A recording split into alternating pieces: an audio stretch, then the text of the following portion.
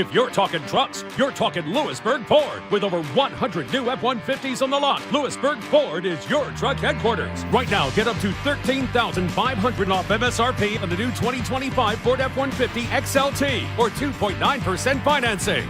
Lewisburg Ford has been awarded the 2025 Ford President's Award. They are the #1 F-150 dealer in KC 9 years running, so you know they'll treat you right. Lewisburg Ford and LewisburgFord.com. There we go. We're back on Between Two Fountains. Mick Shaffer here at work. Greg Gurley at home. He doesn't work, but we're your podcast hosts, right? We talk about Kansas City sports and nonsense, our two favorite topics. And it's nonsense that I don't work. I was just in Arizona for 5 days working. Yes. At a basketball game, just giving your thoughts on what's going on. Yeah, and it didn't go fantastic. Your thoughts or the game? Yes. That was such a weird game. 3 technical fouls in the first half, 2 on self like that. And you had a Hurley in the building, and they were ready to tee up people. They didn't tee him up. It was a Hurley. He was probably upset he didn't catch one of them. I've never seen anything like it. I've done a lot of games, and those guys, they lost control, and they tried to get it. Sermon's like everybody makes fun of him, right? But, he's a veteran guy. Him and Bill have known each other for years and years and years, and it was almost like he had no idea who Self was. And I don't know, maybe some trigger words were said, but I've never seen that. So what happens sometimes, referees know they make a bad call, but Bill didn't give him any choice to give him a technical because he was on the other side of half court. And I don't think there's any arguing that he deserved the first. One. Yeah. And that was by Brett Smith, who made the call against Darren. So he owned it, even though it's, he compounded it by a bad call and giving technical, but he had to do it. So, but then Sermons was on the other end of the court and kind of chases Bill down. He seeks him out. And that's just not what you do, especially when they miss the original call. Like, admit your mistake and move on. Call the one technical, that's fine. But it was bad. And I don't know, there's no recourse. And we all say, well, these guys just go on to the next game, 2 time zones away the next night, and they move on. And it's just like, well, the referees didn't determine the game, and that's true. We dug our own hole. That was a factor, no question, because they got 6 free throws and then the third technical on Jock, which was way more. Was that on Jock or was that on Curtis? That one was out of nowhere. We looked it up. Jock received 1 technical in his 350 or so games he coaches. The NBA? 1. Now, I talked to him. He said he got more than 1, but 2 of them were rescinded. So he still claims 1. But, it was so weird the way it was called. And this goes to a greater conversation when you talk about Darren and how he's refereed and how he's handled by the opposing team. When he's off the ball, he gets held, he gets hit, and you can't call them all. I get it. Yeah. But if you're the other team and they don't call very many of them, why wouldn't you do it? Like, I get it. But the play in question, as we could all see, the guy had 2 arms around him like it was like hugging a freaking tree or whatever. And it was just ridiculous. And then the old saying, they always get the second guy, which is true. The last 25% of that play, you've got Darren pushing him off, but the first 75% was a foul on the defense. And I will argue with officials all day long, because the new thing now is they'll call cylinder fouls when you have the ball and someone invades the cylinder or essentially your personal space. It happened to us at K-State. Melvin reached in, got elbowed in the face. They called a foul on the K-State guy, but they go to the film and say, well, you're in his cylinder, so the foul was on Melvin. But for some reason, you can't do that when you're off the ball, because that's all they do is just hold and hit, and Darren's got to figure out how to play through it. But I don't blame Darren one bit. He's frustrated. He doesn't get those kind of calls, and that changed the game on their inability to control And if you start calling them, then what happens? They don't call it. The other team doesn't do it anymore because you've established parameters. Well, I thought for the most part, it was funny. They let just about everything go on the court. I mean, under the basket, guys were getting mauled on both ends. But then when it came to the bench, man, it was ticky-tack, man. If they heard anything, they were a quick trigger on the tee. So sensitive.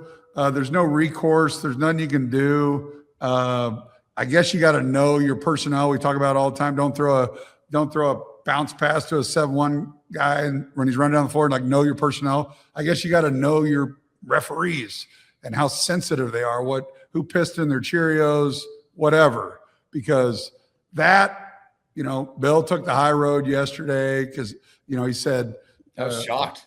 Brian had asked him, like, hey, do you send the tape in? He's like, nah, I don't. What's that going to do other than sound like a little whiny person? What about, I thought the worst call of the game, and it resulted in Mukeba getting hurt, right?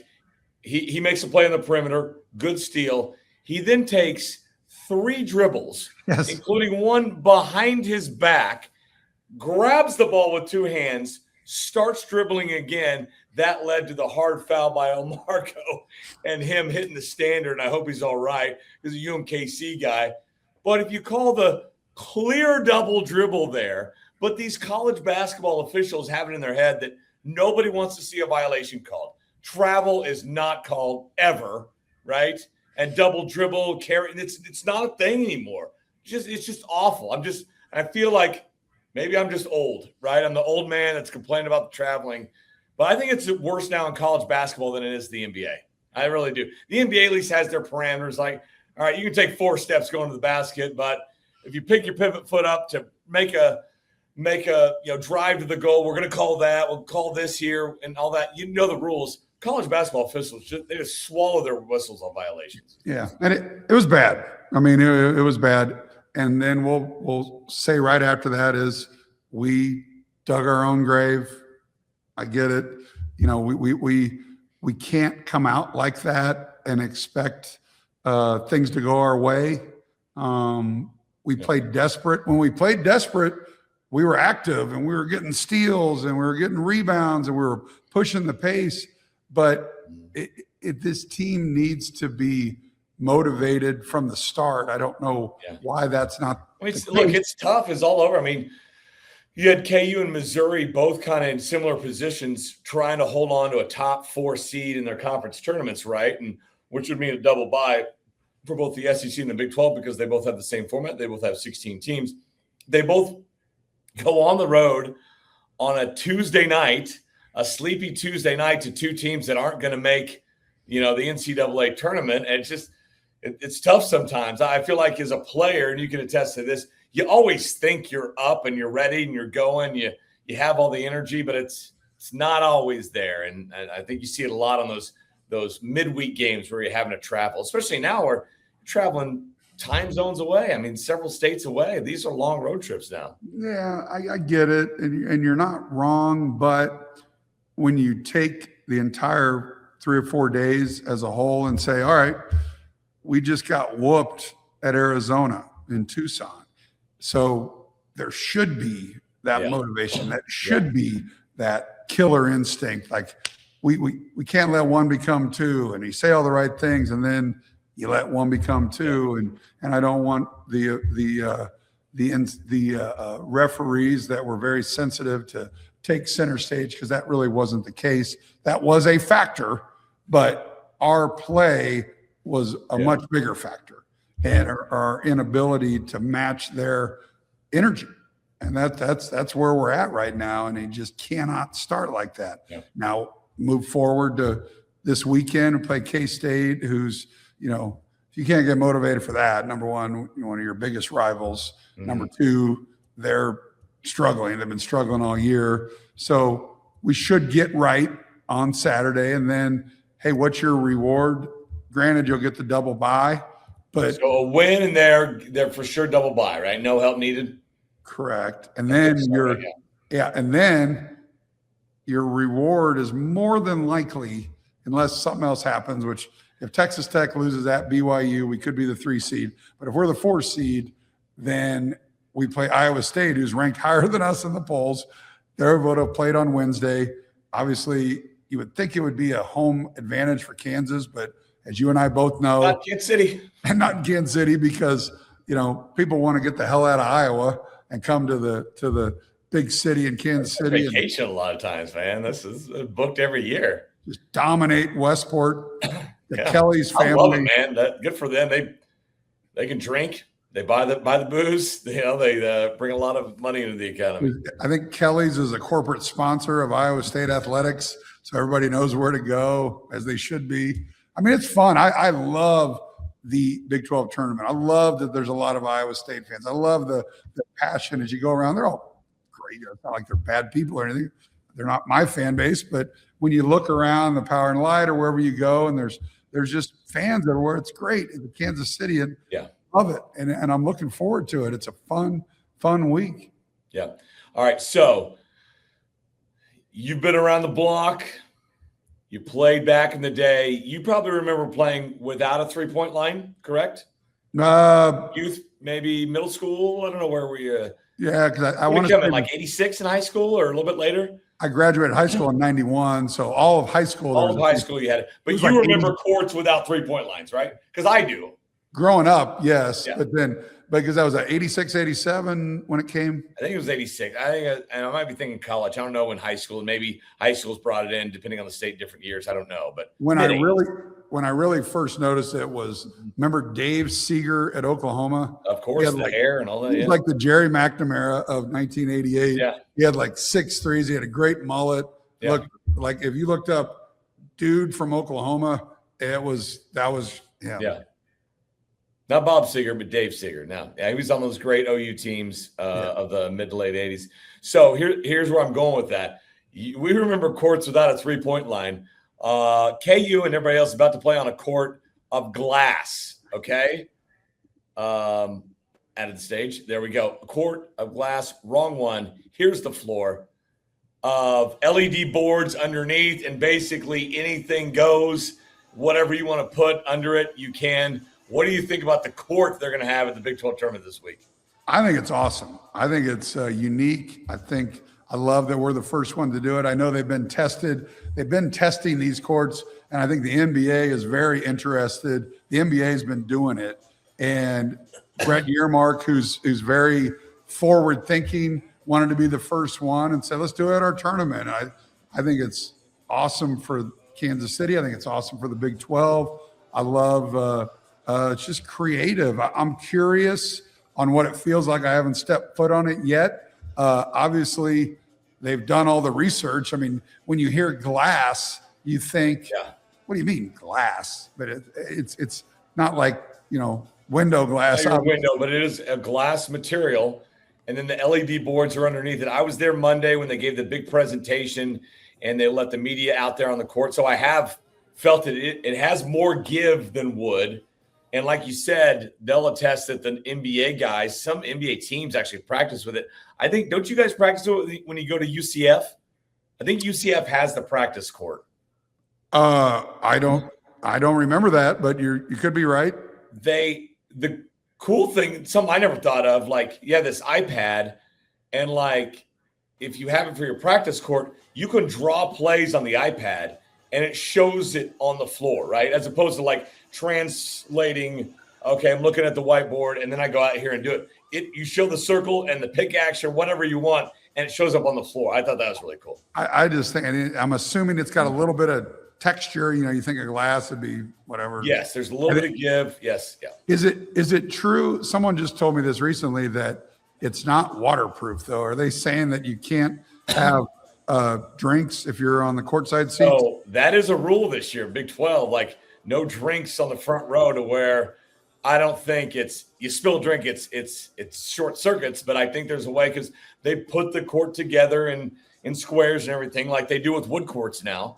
And I'm guessing, if enough moisture gets between those cracks, you could short something out. That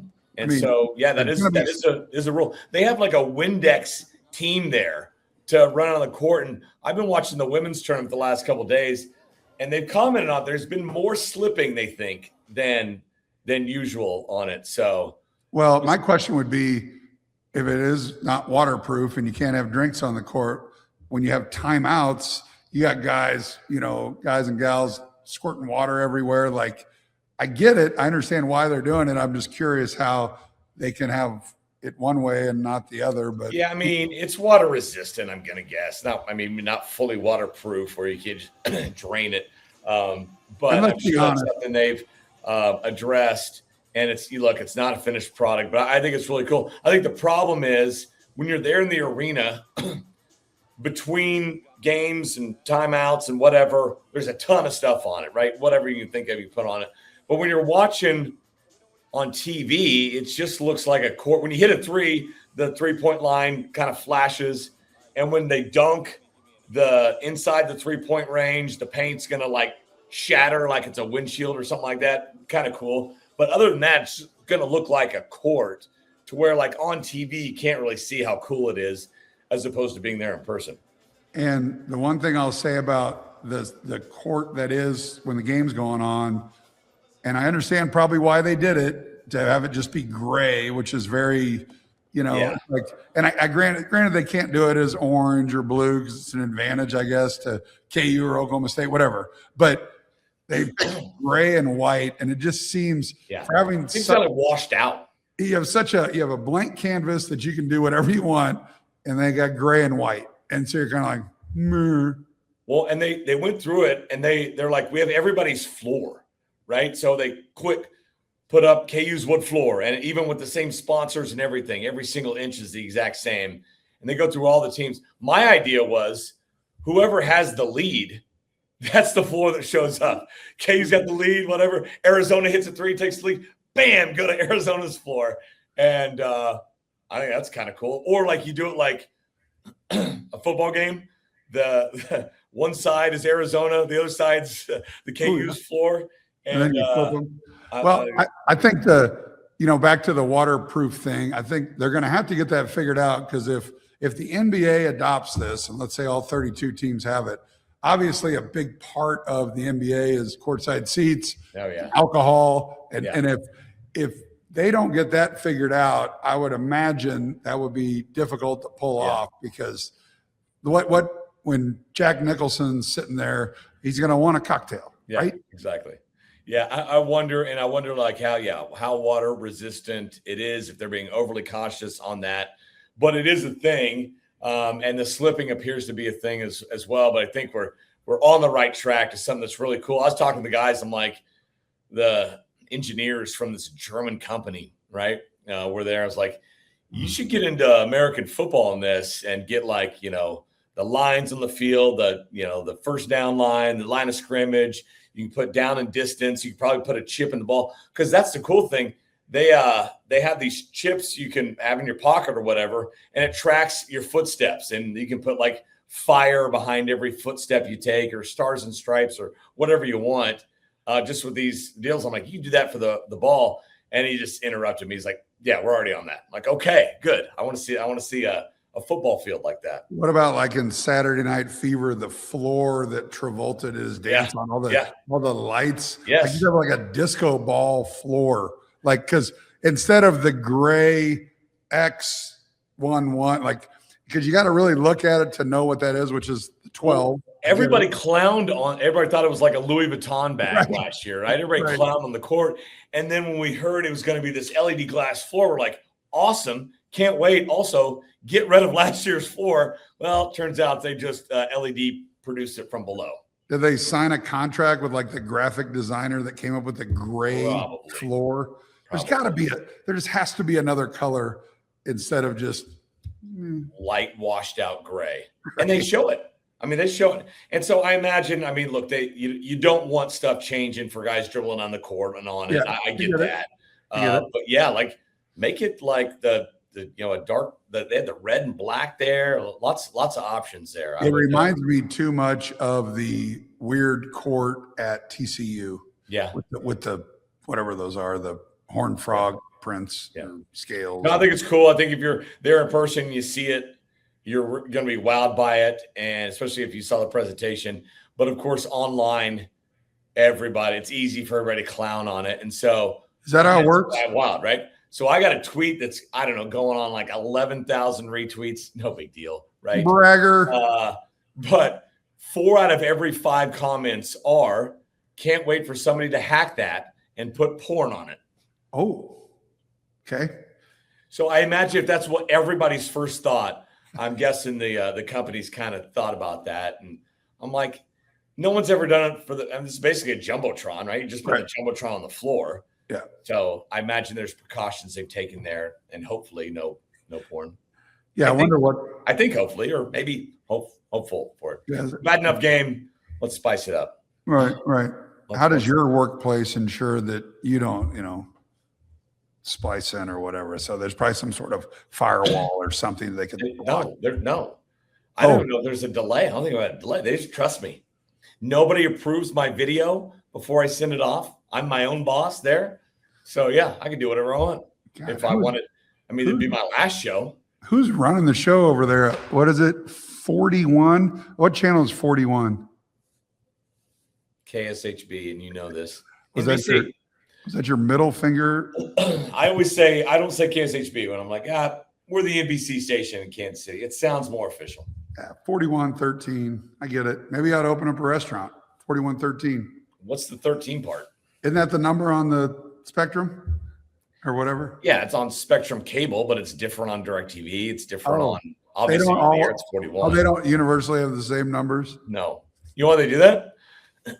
Because I don't think it's a problem anymore, but used to, if you had a cable box and you went and say you had channel 41 on 41, you would go there and your TV would still be picking up the broadcast signal. So you'd have 2 images, kind of have some ghosting going on there of the broadcast and then of the cable signal. So there's like 2 generations of people that don't understand some of what you're saying. I do, because of the way television was. We had remember the AB switcher box thing? Yeah. And then you get the dirty channels and it'd be like the diagonal rainbow thing. And they're like, wait a minute. But back in the day, satellite dishes were the size of a house. Yes. And only the kids in the country got it. But yeah, you'd go out for a sleepover and parents go to bed. You look for the dirty channels, basically. And then now you're trying to hack the system and put them on the Big 12 floor. Yeah. So let's keep our fingers crossed on that one. Be great television. Yeah. Hey, we didn't go last week because I was busy. I mean, you had plenty of time. I was busy at the NFL Combine. Are you an NFL Combine guy, Greg? No, not at all. I mean, I see the highlights. Hey, this guy, broad jumped a lot, or he's got a 44-inch vertical, which, whatever. So, no. Basketball world, that's normal.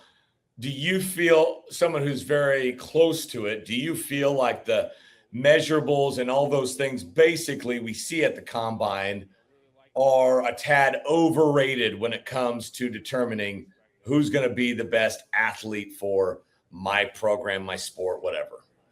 I mean, yeah, I'd say it's overrated, but it's a good, you got to have a benchmark, and, there's no real regulation in media guides. When you're in college, they'll put your height at, 6'6" when you're 6'3", or your reach or whatever. So in order to make these multi-million-dollar decisions, it needs to be accurate. So I get it. And it is very important because, the Diego Pavias of the world that, you didn't realize, oh my God, he's 5'7.25". I thought he was 5'11". I saw him in Indianapolis. I towered over him. Yeah. So yes, I think it's overrated because you can't, you got to be able to see how a guy reacts in a game situation. But if this is all you have to do it. So overrated, but necessary. Yeah. I feel like at the college level, even the high college level, you can succeed being a step slower, inch or two shorter, right? You can have the short arms like Ruben Bain. Everybody talks about the defensive end who dominated college football, but that's his not going to the NFL. But I feel like in the NFL and the NBA, I mean, there's so few spots that almost like every athlete there has to check every box and has to be this freak athlete because, you're not going to take anybody else. And that those measurements become so much more important when you get to the highest level. I am a big guy on wingspan, especially for basketball. Yeah. Like you could be 6'11" with a really long neck, let's say, and you have a wingspan 6'4" wingspan or something like that. So like I'd much rather get a guy who was 6'10" with a 7'6" wingspan than obviously the opposite. And so I think that's a measurable that's very important. So I get it. This is too big of a business not to have accurate information. Yeah. All right. The Chiefs, if you want, you can make a call on who you think they should take. They have 2 first-round picks now because Trent McDuffie is going to be shipped off to the Los Angeles Rams in a move that sends 3 picks this year, 1 pick next year to the Kansas City Chiefs. I love Trent McDuffie. I love talking to him. I think he's a heck of a player. I think he's obviously an all-pro player, great dude. I didn't want to see him go, but I get it with the cap, and man, they got a lot back in return. So I feel like I'm really, really okay with this move. Yeah, and if we've learned anything over the last 6-7 years, trust in Brett Veach. I mean, the guy, this has been his MO. I mean, whenever we've had really good D-backs and we're going to eventually have to pay him, I don't even know, what would he get, $30 million a year, or whatever the numbers are? Yeah, well, you overpay a little bit in free agency, so he's going to make that in L.A. I imagine the Chiefs could have got away with 28 or something like that. I doubt they were offering anywhere near that high. And apparently both sides kind of knew this was coming for a year or so. So, yeah, it's definitely good for McDuffie. I don't have the information in front of me, but like when Snead left, we got a lot, right? Or we got something and we turned it into guys that played on back-to-back Super Bowl champs, right? Fourth-round pick, yeah. The biggest was when Tyreek left. They turned that into a lot of picks. Yeah. Including, I want to say maybe this was might have been McDuffie. Might have been McDuffie. And hey, Tyreek leaves, we win 2 Super Bowls. I don't know if that'll happen with this McDuffie deal, but I get it. It is. You and I talked a couple episodes ago about the salary cap. I'm not at all educated at all on how that works. Like I don't get the numbers. It's so. Here's the deal. If you have 1 or 2 guys you want to sign, you can always sign them. But obviously, in the grand scheme of things, you can't have everybody. So it matters in the full deal. And the Chiefs have so many more moves after this. They could have signed McDuffie, but there's a lot of other holes on this team that they needed to address. So now they have, what is it now? After this is going to be like 25-30 million in cap space to go do more stuff. Yeah, and you just replaced you're going to replace a guy who would have made that much money with a rookie, right? You're going to probably draft someone that makes yes, he was the 22nd overall pick, and now from the Rams you get a 29th overall pick, so you're hoping you can replace him with another Trent McDuffie, plus you get some other picks on top of that. So they did a good job in 22 when they drafted him. He turned out to be great, and they're still reaping the benefits from that pick. Yeah, and again, we're not going to know if this was a good thing for several years. And so that's the frustration. But then I'll forgotten about it. I'm like, but again, I'll go back to what I said initially. You got to trust Brett Veach. I know people are going to say, well, what about this pick? Hey, you're not going to hit a home run every time you're up to bat. Yeah. But since Brett Veach has been here, what's happened? A lot of Super Bowls. Patrick Mahomes happened. Supposedly he was the guy, he was the scout, the champion for Patrick Mahomes, because remember, he didn't draft Mahomes. That was John Dorsey. Right. And then 3 months later, Dorsey was fired and Veach takes over. As a lifelong Kansas City fan, I wouldn't trade. These last 7 years or whatever have been so much fun. And it's because of our head coach, our general manager, and obviously Patrick Mahomes. So I trust in until we have 3 years in a row like we had last year, I ain't saying shit. I'm pumped. I worry about this year. I worry about another gap year just because they have so many issues at so many premium positions. And for the first time ever, Mahomes is a question mark. All right. When's he going to be able to get back there? Is it going to be by week 1, late September? And when he does, what's he going to be like? So I worry about this year. But as long as I'm a loyalty guy to a fault. Like I thought this the last couple of years with Bill Self, everybody's like, oh, he just forgot how to coach. He forgot how to recruit. I think we can draw a parallel to that with Andy Reid and Brett Veach. These dudes haven't forgot how to coach and how to pick. Sometimes you make mistakes and sometimes you got to deal with it. And it's all about how you react to those mistakes. All right, let's get out of here. It's March though, Greg. This is your favorite time of the year, right? You're about to come to Kansas City. And you guys stay downtown, right? Still, do you want to tell everybody your hotel and your room and all that? Probably not room, but for 15 years now, I stayed at the President Hotel, my favorite spot downtown, the drum room. Philip Strenad does such a great job down there. And I look forward to, we used to do staycations and told the kids that when they were really young, we were in San Diego or whatever. They didn't know any better. We're going to the President. And it was just a blast. And I'm so glad it's down there. I love the atmosphere. I love all the stuff going on.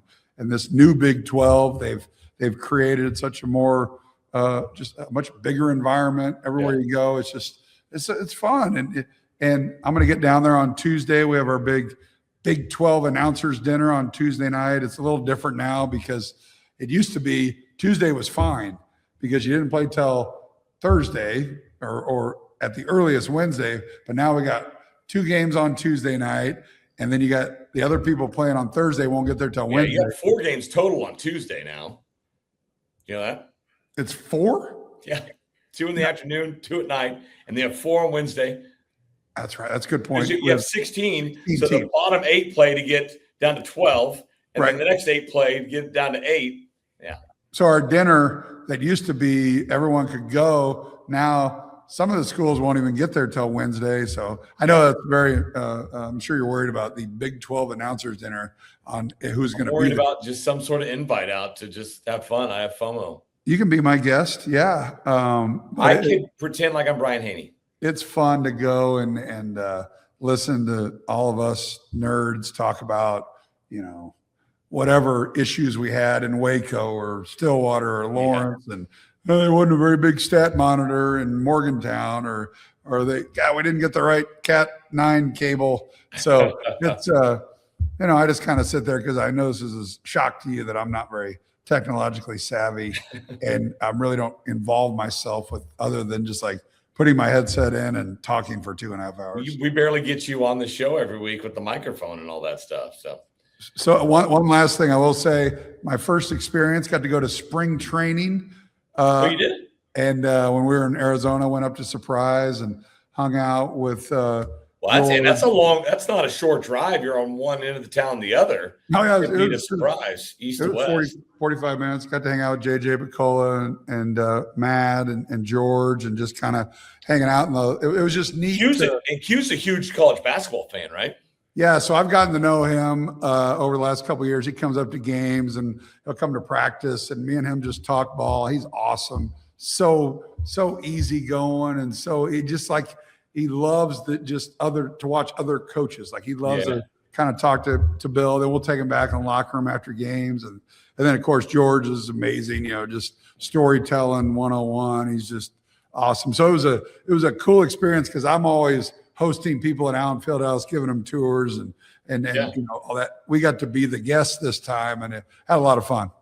Did you go to a games to practice? What do you think about the Royals this year? Just went and watched them batting practice a little bit and just watching the pop off of Vinny and Caglione and Bobby. Like they were hitting, it was pitching machine, but they were hitting them over the fence by it was like line drives 340. It was just like, I just love that sound. Well, you see how fast the even BP pitchers throw. I mean, It's so, I'm like, it's like, how do you see it? Right. And then you get out there with these guys throwing 100 miles an hour. I'm like, it's magic. It's wizardry. These guys are able to square up a baseball that fast. And I think it's interesting to see how Q likes to come and watch basketball practice, or when I go there and I really want to watch baseball, like you always want to be something else. Yeah. Like I was like, God, I'd like to get out there and, hit some balls or take some grounders or something. And they're like, God, I want to play an outfield house. So it's rock stars want to be athletes and athletes want to be rock stars. Yeah. You want to be I think like guys that are like on the big stage all the time, they want to experience being a fan, right? They want to go and cheer. They want the pressure off them. They want to go and support someone else because so much of their lives is like focus on them. So I think they really seek that out. It's kind of like me. I'd like to, host sports one night on channel 4113 or do the Sunday sound off and just be the guy. I don't know if you have the credentials. Put on a bad dress and a bad tie. What's that? How about this? I'll let you anchor if you let me do a game. Done. That was easy. Yes. When do you want to do it? I'd love to job. Your part's going to be a lot easier than mine. You just got to read the prompter. I know, you weren't the most stellar of students at Shaffer South High School, but I think even you can do that.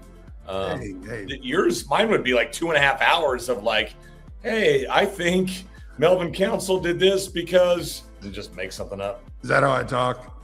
Yeah. That was a good play. Wow. What an athlete. So it'd be like, that counts 3 points, Brian. That's 3 points there. Okay. Back to you. Rock chalk it up. Rock chalk it up, baby. All right. We're going to rock chalk this episode up. Glad to see you again, Greg. We'll see you next week when we do another episode of Between Two Fountains. Bye-bye now.